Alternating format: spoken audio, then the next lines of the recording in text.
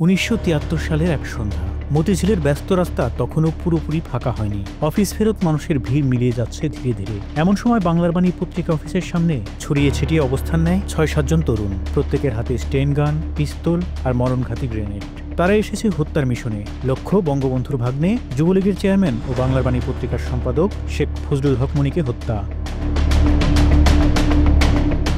সন্ত্রাসী বাহিনীটির নেতৃত্ব দিচ্ছে এক তরুণ, নাম কাজী আবু এমরান। সেই সময়ের দুর্ধর্ষ সন্ত্রাসী।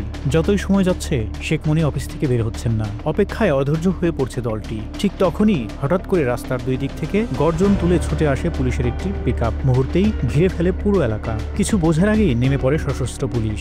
ভয়ে দিশেহারা হয়ে গুলি চালায় এক সন্ত্রাসী, পাল্টা গুলি ছোড়ে পুলিশ। মুহূর্তেই ছত্রভঙ্গ হয়ে যায় দলটি। কেউ পালিয়ে যায়, কেউ মাটিতে লুটিয়ে পড়ে। ধরা পড়ে যায় কাজী আবু এমরান। পরে জানা যায় শেখ মনিকে তার এই পুরো পরিকল্পনা ভেস্তে যায় ইমরানের নিজের গাড়ি চালকের ফাঁস করে দেওয়া তথ্যে। স্বাধীনতার পর যারা অন্ধকার জগতে নেমেছিল তাদের মধ্যে কাজী আবু এমরান ছিলেন সবচেয়ে কুখ্যাত নাম। ঠান্ডা মাথায় খুন, ব্যাংক ডাকাতি, অপহরণ সব ক্ষেত্রেই ছিল তার দাপট। রাজধানী জুড়ে চলত তার ত্রাস। তার নেতৃত্বেই সংঘটিত হয় পল্টনের রহমান দুলাল হত্যাকাণ্ড, যা স্বাধীনতার পর দেশের সবচেয়ে আলোচিত হত্যার ঘটনায় পরিণত হয়। রহমান ছিলেন ঘোড়াশালের শ্রমিক নেতা, দুলাল ছিলেন এক উদীয়মান সাংবাদিক।